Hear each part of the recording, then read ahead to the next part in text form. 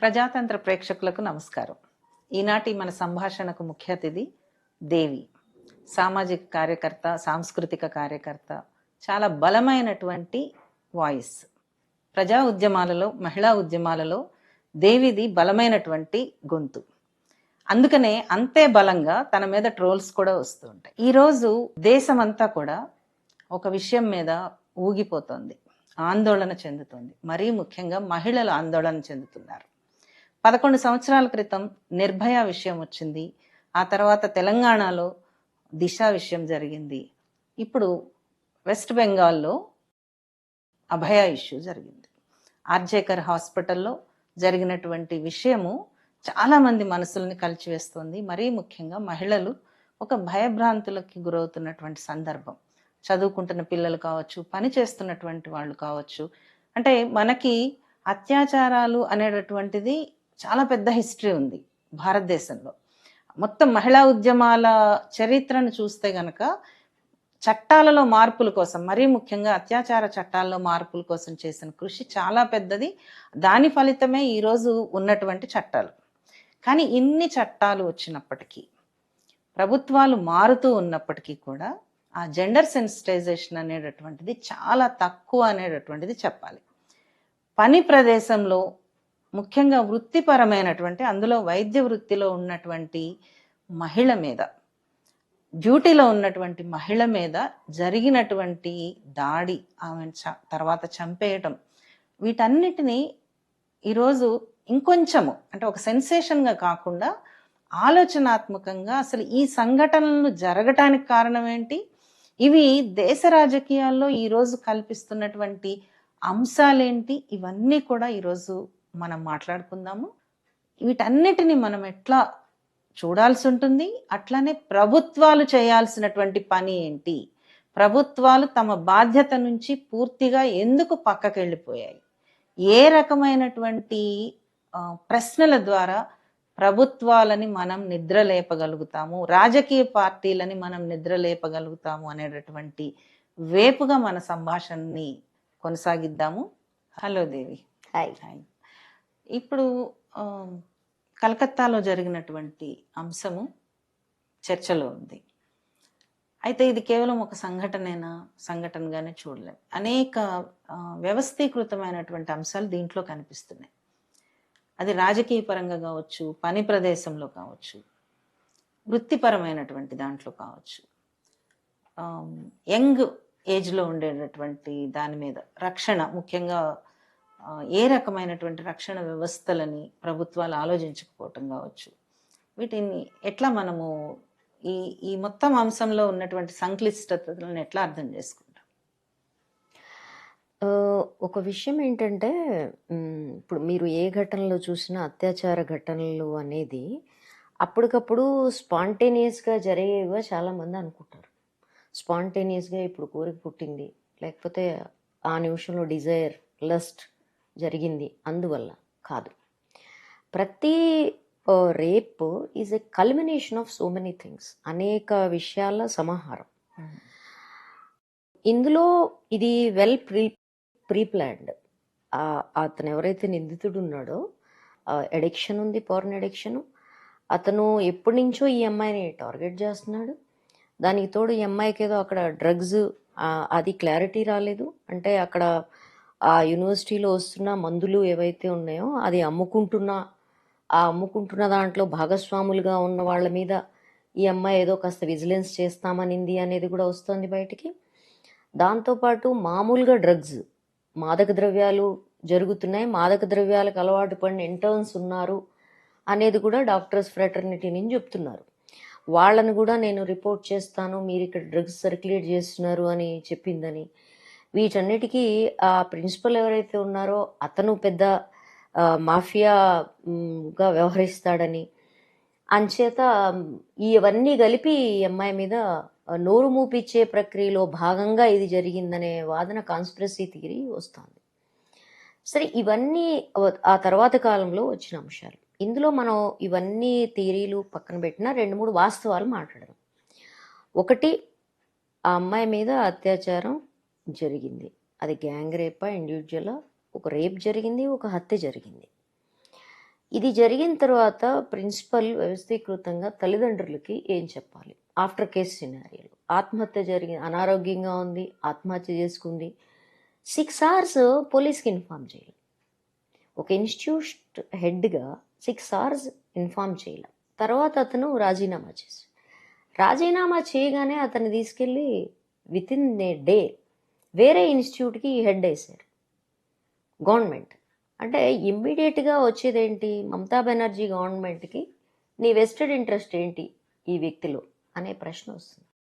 రెండోది, ఈ అమ్మాయికి సంబంధించిన అంశంలో నిష్పక్షపాతమైన ఆ విచారణ జరగడానికి, ఇన్వెస్టిగేషన్ జరగడానికి ఏమేమి అడ్డం వస్తున్నాయి అనేది కూడా ప్రశ్న వస్తుంది. నువ్వు ఎప్పుడైతే అతన్ని వేరే దగ్గర వేసావో నువ్వు ఇది ఎట్లా జరగనిస్తావు అనే ప్రశ్న వస్తుంది. మనకందరికీ తెలుసు అనేక అత్యాచారాలు, ఒక రకంగా చెప్పాలంటే కామన్గా అత్యాచారం జరిగితే ఒక మోతుబరికో, డబ్బున్నాయనుకో, లేకపోతే ఓ పలుకుబడి ఉన్నాయనుకో సంబంధిత వ్యక్తులు అత్యాచారులుగా ఉంటే అది మాఫియా అయిపోవడానికి, అది డైల్యూట్ అయిపోవడానికి, దాని ఇన్వెస్టిగేషను, సాక్ష్యాధారాలు లేకపోవడానికి అన్ని అవకాశాలు ఉన్నాయని మనకు తెలుసు. దాంట్లో ఒకే ఒకటి ఏంటంటే దాదాపుగా 1,98,000 పైచిలకు రేప్ కేసులు ట్రయల్కి వస్తే అందులో ఒక 5,000 పైచిలకు కన్విక్షన్ అయింది. ప్యాథటిక్ ఏంటంటే 3% కూడా కన్విక్షన్ రేట్ రావటం లేదు. ఈ కన్విక్షన్ రేట్ లేకపోవడానికి కారణం ఇన్ని లక్షల రేప్ కేసులు అవి ఏమంటారు, అవి జరగలేదు కాబట్టి కన్విక్షన్ కాలేదా అంటే కాదు కదా, జరిగాయి కానీ కాదు. కాబట్టి ఇప్పుడు విచారణకు ఈ కూడా రాని అనుభవం ఉంటాయి. కొద్దీ ప్రజలకి ఇమ్మీడియట్ గా అనుమానం వస్తుంది.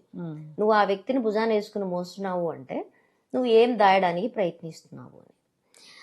ఒకవేళ నేను అనుకోవడం అక్కడ బీజేపీ గవర్నమెంట్ని పడగొట్టడంలో తన శాయశక్తుల దీన్ని వాడుకోవాలి, ఒక అవుట్రేజ్ని వాడుకోవాలి అని అనుకోకపోతే అనేక కేసుల్లో మాదిరిగా ఇది కూడా ఇప్పుడు బెనారస్ యూనివర్సిటీలో జరిగింది. ఒక అమ్మాయిని 3 బీజేపీ ఆర్ఎస్ఎస్ ఐటీ సెల్ వాళ్ళు రేప్ చేశారు. స్టూడెంట్స్ అందరూ ధర్నాలు, మన మీడియాలో అది ఎక్కడా చూడలేదు, ఎవరో ఇక్కడ ఊరేగింపులు చేయలేదు. ఆ 3 నెలల పాటు వాళ్ళు మధ్యప్రదేశ్లో ఎలక్షన్ క్యాంపెయిన్లో ఉన్నారు. ఆ తర్వాత తీరిగ్గా వాళ్ళని పోలీసులు అరెస్ట్ చేశారు. ఇదేంటని ఎవడూ నోరెత్తలేదు. కానీ బీజేపీ వాళ్ళు అనుకుంది కాబట్టి, ప్రచార యంత్రాంగం వాళ్ళ చేతుల్లో ఉంది కాబట్టి, అంటే నేను ఈ మాట అంటున్నాను అంటే అక్కడ ఇదేం జరగలేదు కాబట్టి అంటలేదు. బీజేపీకి ఒక ప్రచారాస్త్రంగా ఉపయోగపడే పరిస్థితుల్లో ఈ అత్యాచారం లేకపోతే ఇది ఇంత సెన్సేషనల్ గా, సంచలనంగా వాళ్ళు మార్చి ఉండేవాళ్ళు కాదు అంటున్నాను. రెండోది, సాధారణంగానే ఏముంటుంది అంటే ఇప్పుడు మనం దిశ కేసులో కూడా మన దగ్గరలో చూసాం. ఫొటోస్ సర్క్యులేట్ చేయడము ఒక సింపతిని, ఒక క్రోధాన్ని జనంలో జనరేట్ చేస్తాయి. రెండోది, అప్వర్డ్ మూమెంట్ ఉన్న middle class, social media vocal class, అది అన్లిమిటెడ్. ఈ అప్వర్డ్ మూమెంట్ లో ఆడవాళ్ళకి సంబంధించి వచ్చాయి ఫోటోలు కూడా. అప్వర్డ్ మూమెంట్ ఏంటి? అప్వర్డ్ మూమెంట్ అంటే కొన్ని ప్రొఫెషన్స్ లో మన పిల్లలు, ఆడపిల్లలు వెళ్ళడం, ఇది అభినందించదగిన విషయం. కానీ ఆడపిల్లలు సోషల్ అప్వర్డ్ మూమెంట్ లో ఉండడం మిడిల్ క్లాస్ అప్వర్డ్ మూమెంట్ కి చాలా ముఖ్యమైన విషయం. అది ఎప్పుడైతే థ్రెటన్ కి, ఒక బెదిరింపుకి, ఒక అనిశ్చితికి గురవుతుందో అప్పుడు అరుపులు, కేకలు చాలా పెద్ద ఎత్తున వినబడతాయి. మనం దిశ అప్పుడు చూసాము, ఆదిలాబాద్ లక్ష్మి కేసు చూసాము. ఈ రెంటిని మనం కంపేర్ చేస్తూ కూడా మాట్లాడాం. ఇప్పుడు మనకి హైదరాబాద్లో, ఇప్పుడు మనం దీని గురించి చర్చిస్తున్నాం. ఇప్పుడు హైదరాబాద్లో లాస్ట్ 2 months నుంచి వారానికి 2 చొప్పున పసిపిల్లల మీద రేప్స్ జరుగుతున్నాయి. బయటకు వచ్చినాయి, మనం వెళ్ళగలిగిన సంఖ్య చెప్తాం. ఎన్ని మీడియా సంస్థలు దీని మీద చర్చ జరిగింది? ఇంకా నేను స్పష్టంగా చెప్పాలంటే, నాకు వాడెవడో సినిమా యాక్టర్ ఇంకేదో డిస్ప్యూట్ ఉంది, వాళ్ళిద్దరూ సంబంధంలో ఉన్నారా లేరా, మీరు వచ్చి మాట్లాడండి అని ఒక ప్రముఖ ఛానల్ నాకు ఫోన్ చేస్తారు. Imagine that. అంటే ఆ ఇద్దరికి ఉండే ఏదో ఒక సంబంధం గురించి ఉన్నంత ఇంట్రెస్ట్ మన తెలుగు మీడియాకి వాళ్ళ కళ్ళ ముందు హైదరాబాద్లో రోజువారీ వస్తున్న వార్తల్లో ఉండే పసిపిల్లల మీద జరుగుతున్న అకృత్యాల మీద చర్చ జరపాలని వాళ్ళు అనుకోలేదు. ఎందుకంటే ఇట్స్ నాట్ ఏ సెన్సేషన్. అసలు దేశంలో ఏదన్నా సెన్సేషన్ అయితే తప్ప దాని మీద ఒక మాట మాట్లాడాలి అని అనుకోనంత ఇన్సెన్సిటివిటీకి ఈ మధ్యతరగతి ముఖ్యంగా వచ్చేసింది. ఒక డాక్టర్గా, రెసిడెంట్ డాక్టర్స్ అంటే వాళ్ళు ఏ దేశంలో అయినా 36-40 గంటలు double duties without rest weekly duties చేస్తారు. చేయక తప్పదు. అది నేను అంతవరకు ఏ దేశంలో అలా లేకుండా చూడలే. అంత ట్రైనింగ్కి గురి కాకపోతే వాళ్ళు ఫర్దర్ డీల్ చేయలేరు అనుకుంటారో, ఎమర్జెన్సీస్ కాదు. మొత్తానికి ఆ వ్యవస్థ అట్లా ఉంది. కానీ వచ్చిన విషయం ఏంటంటే ఇక్కడ నీకు ఒక రెస్ట్ రూమ్ లేకపోవడం ఏంటి? అదేమి పల్లెటూరులో పిహెచ్సి కాదు కదా, అది యూనివర్సిటీ హాస్పిటల్. ఇప్పుడు rest room is a different thing. ఎందుకు డిఫరెంట్ అంటే నువ్వు ఒక సెమినార్ హాల్లో ఉన్నప్పుడు నువ్వు ఎక్కడుంటావు అనే విషయం ఎవరికి తెలియదు. నువ్వు ఎక్కడుంటావు అనే విషయం ఎవరికి తెలియదు. కానీ నువ్వు ఒక నైట్ డ్యూటీలో రెసిడెన్స్లో ఉన్నప్పుడు, రెస్ట్ రూమ్లో ఉన్నప్పుడు నీ నర్సులకి, కాంపౌండర్స్కి అందరికీ తెలుస్తుంది where to get hold of a doctor అనేది. అది లేకపోవడం కూడా ఇది ఇలాంటి వాటికి కారణం అవుతుంది. ఈ కేసులో ముఖ్యంగా అది కూడా కనిపిస్తుంది. అంటే ఒక సంఘటన జరిగి మళ్ళీ బయటకు వచ్చేంత వరకు అసలు అటువైపు ఎవరు అంటే వెళ్ళకపోవడానికి ఒకటి కారణం అది కొంచెం ఐసోలేటెడ్ గా ఉందట. రెండో కారణం ఏంటంటే మీకు ఆ 2 to 6 ఏదైతే ఉంటుందో ఇక్కడ పేషెంట్ ఫ్లో చాలా తక్కువ ఉంటుంది. ఈవెన్ విత్ ఇన్ హాస్పిటల్లో ఉండే పేషెంట్స్ కూడా ముక్కుంటూ నిద్రపోకుంటూ ఉంటారు ఆ టైంలో. ఎందుకంటే ఎంత నొప్పి ఉన్న వ్యక్తి కూడా ఆ time peak period of sleep. అందుకని కొంచెం ఆ టైం వీళ్ళ నాపింగ్ టైం.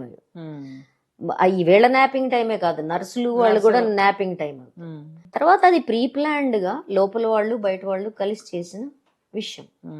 ఆమె అక్కడ రెస్ట్ తీసుకుంటుందనే విషయం వీళ్ళకి అవేర్నెస్ ఉండొచ్చు అని నేను అనుకుంటున్నాను. ఎందుకంటే నువ్వు రేప్ చేయదలుచుకున్నప్పుడు వెతుక్కుంటా వెళ్ళవు. అంతకు ముందు కూడా ఆమె నైట్ డ్యూటీలో ఉన్నప్పుడు ఆమె ఎక్కడ ఉంటుందనే విషయం చేయదలుచుకున్న వాళ్ళకి, లోపల ఉన్న వాళ్ళు, వాడు సివిక్ పోలీస్ కాబట్టి వాళ్ళకి తెలిసి ఉంటుంది. సో ఇక్కడ మనం ఒక నైట్ డ్యూటీలో ఉండే డాక్టర్స్, ఫీమేల్ డాక్టర్స్కి ఉన్న రక్షణ వ్యవస్థలు ఏంటి, భద్రత ఏమిటి అనేది పెద్ద ఎత్తున వాళ్ళ చర్చకి వస్తుంది. దీంతోపాటు వాళ్ళు అటాక్స్, మిగిలిన విషయాలు మాట్లాడుతున్నారు, అవి కూడా మాట్లాడాల్సిందే. కానీ ముఖ్యంగా ఈ రక్షణ వ్యవస్థలు ఏంటనేది ప్రశ్న వస్తుంది. చాలా యాప్ట్గా ప్రిన్సిపాల్ ఏమంటాడు, అసలు నువ్వు సెమినార్ హాల్లోకి ఎందుకు వెళ్ళి పడుకున్నావు? ఇమ్మీడియట్గా అతను సర్క్యులర్ జారీ చేశాడు, ఇద్దరిద్దరు వెళ్ళండి ఎక్కడికి వెళ్ళినా అని. But nonsense we are talking. అంటే మిగిలిన విషయాల సంగతి ఎట్లున్నా ఇలాంటి భావజాలం ఉన్న బుర్రల్ని ఏమేసి కడగాలో అర్థం కాని దశ ఉంటుంది. సో ఇది ఒకటి మనం గుర్తుపెట్టుకోవాలి. ఈ ఘటనలో వస్తున్నటువంటి అనేక వార్తల్లో ఏది నిజము, ఏది అవాస్తవము అని చెప్పి మనం ఎట్లా తెలుసుకోగలుగుతాం? వాట్సాప్లో ఒక వీడియో సర్క్యులేట్ అవుతుంది, ఏంటి అమ్మాయి ఫోటో అన్నట్టుగా. అది అది అది యాక్చువల్గా అది క్రియేటెడ్ రీల్, అది ఫేక్ తెలిసిపోతుంది. ఎందుకని ఒక అవుట్రేజ్ క్రియేట్ చేయడం కోసం అన్ని అమ్మాయి బాడీ మీద గాయాలు ఉన్నాయా లేవా, ఎంతవరకు ఉన్నాయి ఏంటి, ఇవన్నీ ఇన్వెస్టిగేషన్లో వాళ్ళు గోప్యంగా ఉంచే అంశాలు. కానీ వీళ్ళకందరికి ఎట్లా తెలిసినాయి? బోన్స్ ఇరిగిపోయినాయి అని, ఆడ్ యాంగిల్స్లో కాళ్ళు ఎరగొట్టారని, రక్తం ప్రవహించిందని ఆవిడ తిన్నాం. జరిగి ఉండొచ్చు, జరగకపోయి ఉండొచ్చు, వీడు ఉన్నాం. కానీ ఈ ఫేక్ న్యూస్ ఎట్లా బయటకు వచ్చింది అనేది పెద్ద ప్రశ్న. ఇంత భారీ ఎత్తున ఎందుకు సర్క్యులేట్ అవుతుంది అనేది ఒక ప్రశ్న. నాకు బెనారస్ అప్పుడు కాలేదు, హత్రస్ అప్పుడు కాలేదు, డేరా బాబా అప్పుడు కాలేదు, కానీ సడన్ గా మీకు ఒక అవుట్రేజ్ క్రియేట్ చేయబడుతుంది. ఈ ఈ దీంట్లో న్యాయమైన డిమాండ్ దిశలో కూడా చూసాం, ఇక్కడ మనం దిశలో కూడా చూసాం. యోగి ఆదిత్యనాథ్ వెళ్ళి బనారస్ యూనివర్సిటీ పిల్లని కలవలేదు, ఈ నథింగ్, ఈ రెస్పాండెడ్ ఆన్ ఇట్. హత్రస్ ఫ్యామిలీని విజిట్ చేసాడా? చేయలేదు. అంతకు ముందు ఉన్నావ్ కేసు విజిట్ చేసాడా? చేయలేదు. మరి ఏం మాట? ఉత్తరాఖండ్ లో వాళ్ళ మినిస్టర్ కొడుకు నడిపే గెస్ట్ హౌస్ లో అనితా భండారి, ఆమె విషయంలో ఎవరైనా వెళ్ళారా? నేను 1,00,000 ఉదాహరణలు, సరే బ్రజభూషణ్ సంగతికి వస్తాను ఇంత తర్వాత. ఎక్కడన్నా విజిట్ చేశారా వీళ్ళు? డేరా బాబా విక్టిమ్స్ ఎవరన్నా వీళ్ళకి తెలుసా? అసలు ఎవరు మనకు తెలియని కూడా తెలియదు. సో అప్పుడు ఎందుకు రాలేదు అవుట్రేజ్? నేను అడుగుతుంది ఇప్పుడు ఎందుకు వచ్చిందని కూడా నేను అడగను, అప్పుడు ఎందుకు రాలేదు?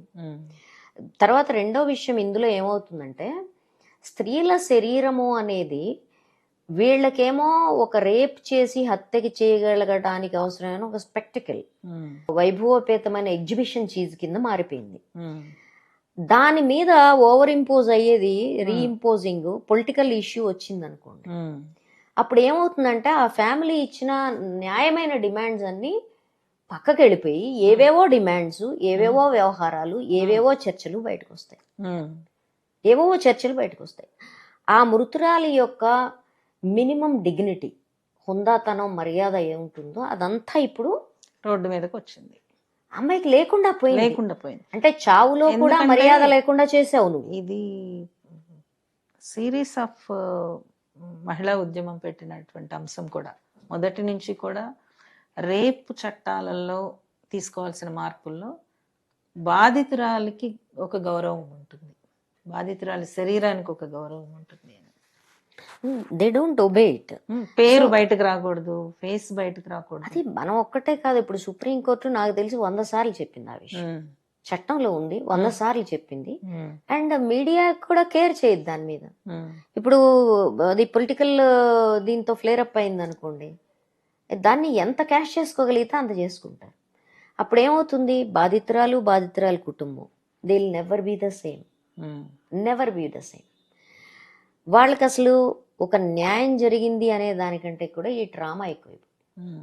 ఇప్పుడు దిశ కేసులో కూడా మీరు చూస్తే వాళ్ళ పేరెంట్స్ ఒక దశ దాటాక ఎవరు రావద్దని చెప్పారు. ఎందుకంటే అది ఒక మేళా జాతర అయిపోయింది. ఇప్పుడు వాళ్ళ పరిస్థితి కూడా అంతే. నేనేమంటున్నా అంటే, what ever political party that is, ఈ జాతరలు చేయకండి. అదేమి యాత్రాస్థలం కాదు, మీరు పొయ్యి చూసి రావడానికి ఒక మేళా కాదు, ఒక ఎగ్జిబిషన్ కాదు, అది ఒక ఫ్యామిలీ, గ్రీవింగ్ ఫ్యామిలీ. అది ఆ ఫ్యామిలీ దగ్గరికి మీరేళ్ళు ఫోటోలు దిగి whoever you are. Mamata Banerjee కూడా వాళ్ళ ఇంటి ముందు వెళ్ళి ప్రెస్ మీట్ పెట్టి, వాళ్ళ ఇంట్లోంచి బయట రాగానే press meet. Why do you need it, why are you so insensitive.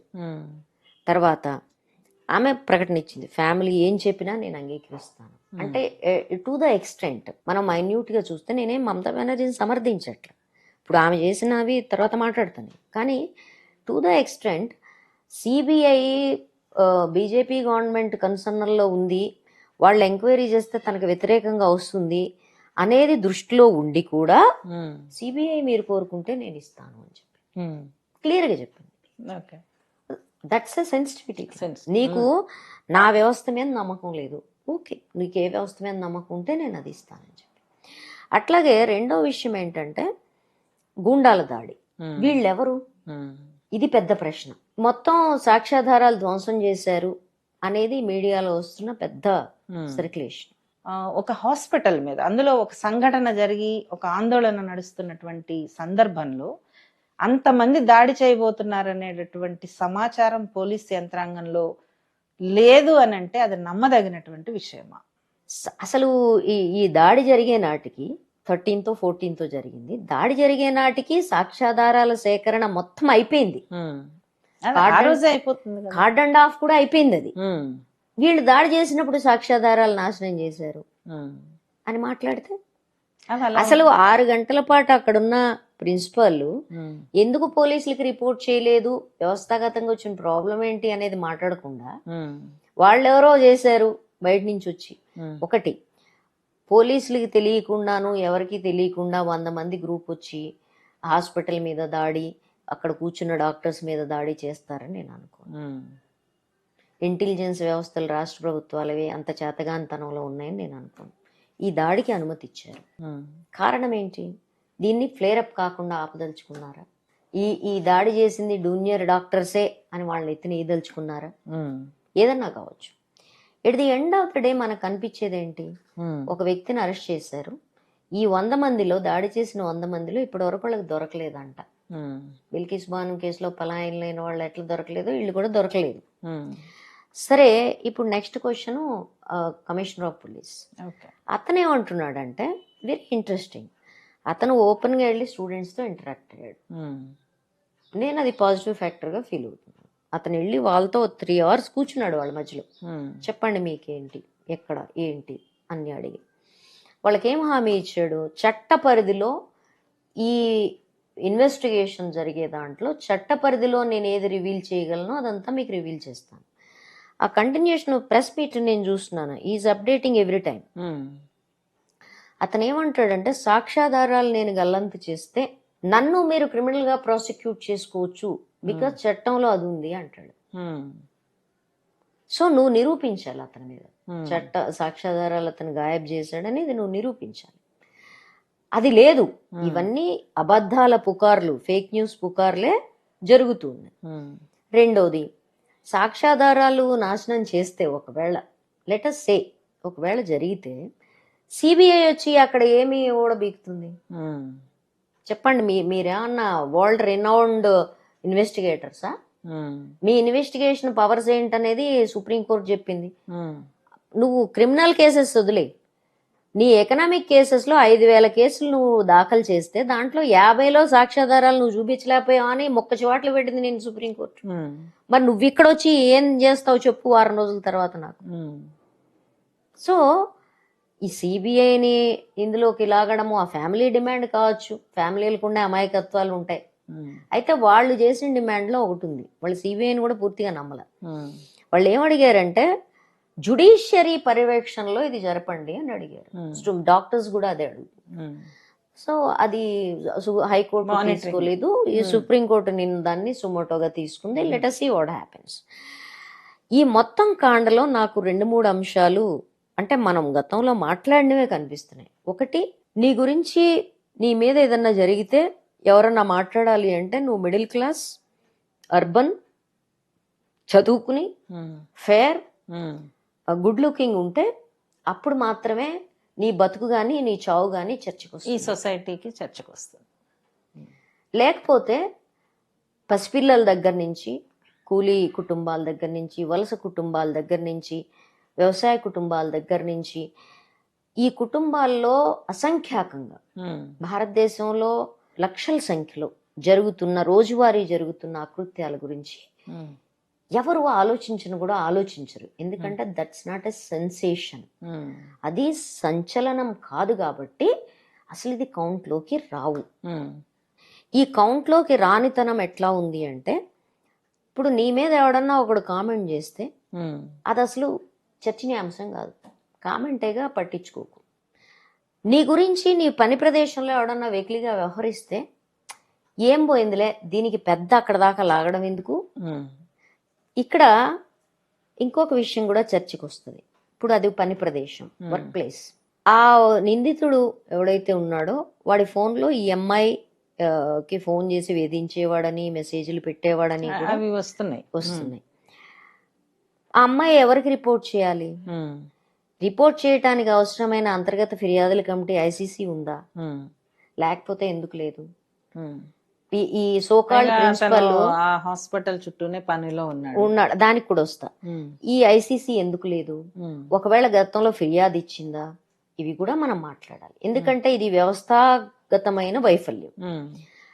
రెండో వ్యవస్థాగతమైన వైఫల్యం, అతనికి అక్కడ ఏం పని లేదు, అతను he has no business there, is a volunteer police. ఈ ఒక 7,000 మంది ఇలాంటి వాలంటీర్ పోలీసుల్ని మమతా ఎంగేజ్ చేసింది. వాళ్ళు ఆమెకి ఒక ఆర్గనైజ్డ్ ఫోర్స్ కింద ఎలక్షన్స్ లో ఉపయోగపడతారనేది అందరికీ తెలిసిన విషయమే. ఈ ఆర్గనైజ్డ్ ఫోర్స్ అది యూపీలో ఉండే యాంటీ గూండా స్క్వాడ్ కావచ్చు, లేకపోతే ఇక్కడ ఉండే సివిల్ పోలీస్ కావచ్చు.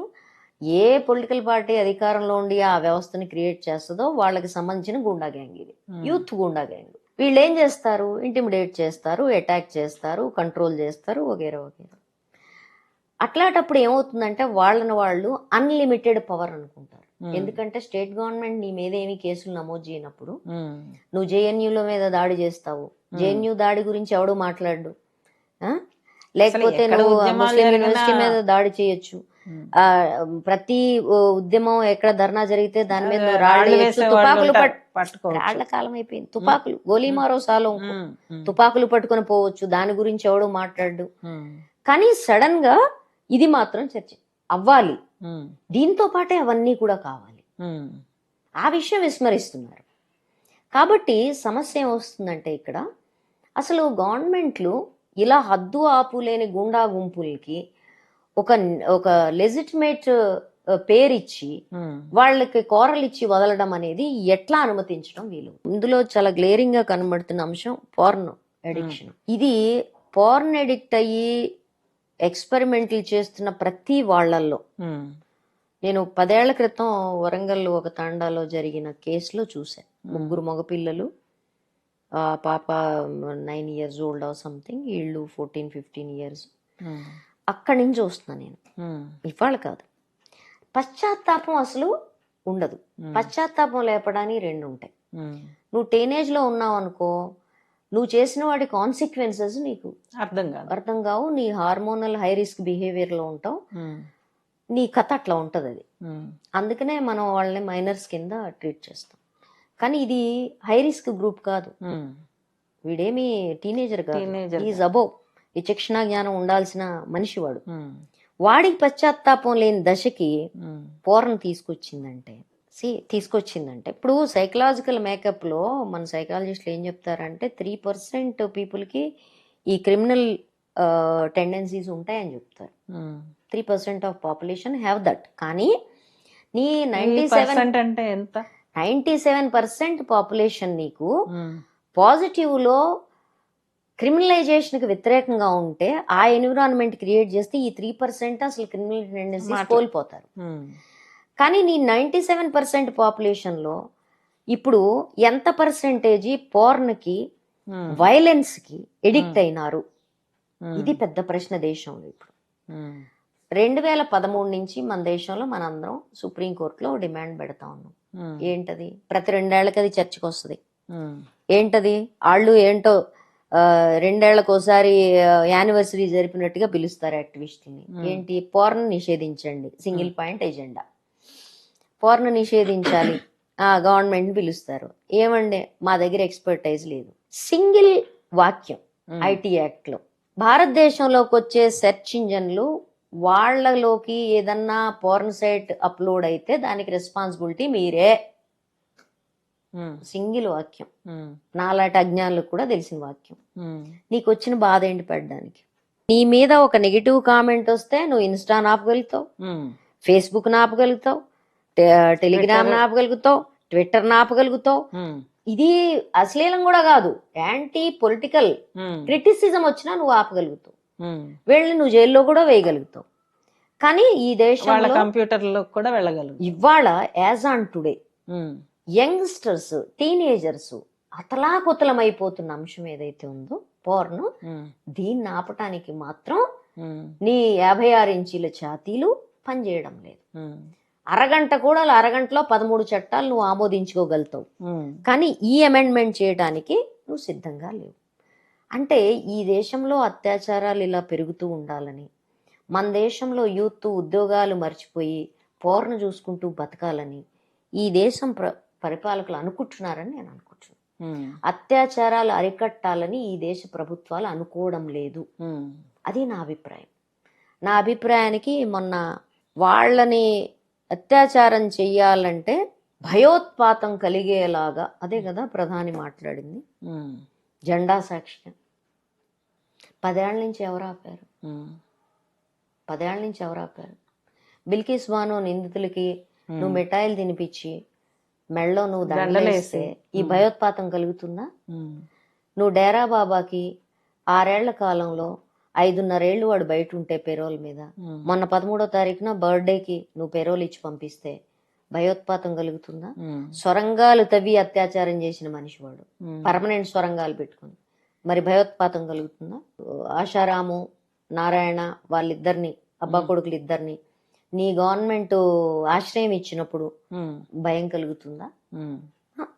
చెప్పండి నాకు. తర్వాత బ్రజభూషణ్ ని భుజాన వేసుకుని మోసావే, దబ్దబా రహేగా అని మాట్లాడుతుంటే వాడు ఎదురు కూర్చుని చప్పట్లు కొట్టావే. కొత్త పార్లమెంటు భవనంలో నీ రాచరికం వెనకాల వాడు వింజామర్లు వీశాడే. అదే సందర్భంలో నా మెడల్స్ తెచ్చిన ఆడపిల్లలందరూ పోలీసు బూట్లతో తొక్కిచ్చి అక్కడ పెట్టావే. ఇది భయోత్పాతం కలిగిస్తుందా? ఎవరిలో నా ప్రశ్న అది. నీ చరిత్ర అంతా ఇది. ఇవాళ BJP dares to talk about this. అసలు బీజేపీకి స్త్రీల గురించి, స్త్రీలకు సంబంధించిన అకృత్యాల గురించి మాట్లాడే రాజకీయ నైతిక హక్కు ఏమన్నా హక్కు. ఉందా? ఉమ్, ఎందుకంటే వాళ్ళ పెద్ద మనిషే కదా. స్త్రీల శరీరాల మీద జరిగే రేపుల్ని ఒక అస్త్రంగా వాడుకోమని చెప్పినోడు కదా సావర్కర్. ఉమ్, అతని ఫోటోని ఆవిష్కరించిన వాళ్ళు కదా మీరు. ఉమ్, మరి మీకు అసలు దీని మీద మాట్లాడే హక్కు ఎక్కడ ఉందని అడుగుతున్నాను. ఉమ్, డోంట్ టాక్. మీకు రైట్ లేదు ఈ దేశంలో. ఉమ్, ఒక రేప్ని ఒక సైద్ధాంతిక అంశంగా అమలు జరిపేది మాత్రం ఈ దేశంలో మీరే. ఉమ్, ఎట్లర్ అమలు జరిపాడు, తర్వాత నువ్వు అమలు జరుపుతున్నావు అంతే. వాళ్ళ నుంచి తీసుకున్నారు కదా మీరు inspiration. So you don't have a right. Um. So stop all this non sense, fake. అంటే ఇంకా ఒక ఉన్నాయి చాలా. ఎందుకు అనుకుంటున్నారంటే వీళ్ళు ఇంత అకృత్యం జరిగినప్పుడు నాలాగా ఎవరన్నా మాట్లాడితే, ఎవరన్నా ప్రశ్నిస్తే, ఇదిగో వీళ్ళు రేప్ విక్టిమ్స్కి వ్యతిరేకం అని ఒక 4 ఇవేసేస్తే, నిందలు వేసేస్తే, నీ నోటుకొచ్చిన చెత్తంతా వాగేస్తే వాళ్ళ వెనకాల ప్రశ్నించడం ఉండేటటువంటి మానేస్తారు. వాళ్ళకి ట్రోల్ బ్యాచ్ ఉంటారు కదా. ప్రశ్నించడం మానేస్తామని వీళ్ళు అనుకుంటారు. నీ వెనకాల ఉండే ₹2 ట్రోల్ బ్యాచ్, తలకాయ లేని బ్యాచ్. ఉమ్, నువ్వు వాళ్ళకి భయపడి ప్రపంచంలో ఎవడు ఉండడు. Clear and out. So you don't have a right. కానీ వీళ్ళు అడుగుతున్నారు ఆమె రాజీనామా చెయ్యాలి. ఉమ్, ఓకే, యోగి ఆదిత్యనాథ్ చేయమను, ఉత్తరాఖండ్ చేయమను, హర్యానా చేయమను, నీ ప్రధానమంత్రిని చేయమను. ఫస్ట్ మణిపూర్. మణిపూర్ అసలు నేను ఎత్తను. It is incomparable. ఉమ్, ఎత్తను. నువ్వు నైతిక బాధ్యత వహించేది ఉంటే ఫస్ట్ వీటన్నిటికీ నువ్వు రాజీనామా చేయి. బ్రిజ్భూషణ్ ఒక్క కేసులో హోంమంత్రి, ప్రైమ్ మినిస్టర్ రాజీనామా చేయమనండి. నైతిక బాధ్యత తప్పు. అప్పుడు నేను అడుగుతా మమతాని, ఇగో నీ ముందు ఇంత మహానుభావులు 56 ఇంచీల ఛాతీలన్నీ రాజీనామాలు చేసి నువ్వు చెయ్యని అడుగుతావు. What right do you have? Yogi Hathras దగ్గర నుంచి బెనారస్ దాకా ఉమ్, చేయమ. నీ మధ్యప్రదేశ్, ఉత్తరప్రదేశ్, రాజస్థాన్, హర్యానా, బెంగాల్ టాప్లో ఉన్నాయి నీ ఎన్సీఆర్బి డేటాలో. ఉమ్, చేయమను ముఖ్యమంత్రులందరూ. నేను సిద్ధంగా ఉన్నా. నాకెవడైతే ఏంటి, ఉమ్. ఎవరినైనా అడుగుతా రాజీనామా చేయమని. కానీ నీకేం అడిగే హక్కు ఉంది? ముందు వీళ్ళందరిని అడిగినాక ఇదిగో నేను ఇంత ముత్యంలా ఉన్నాను, మీరు కూడా ముత్యాలు అవ్వండి అని చెప్పు.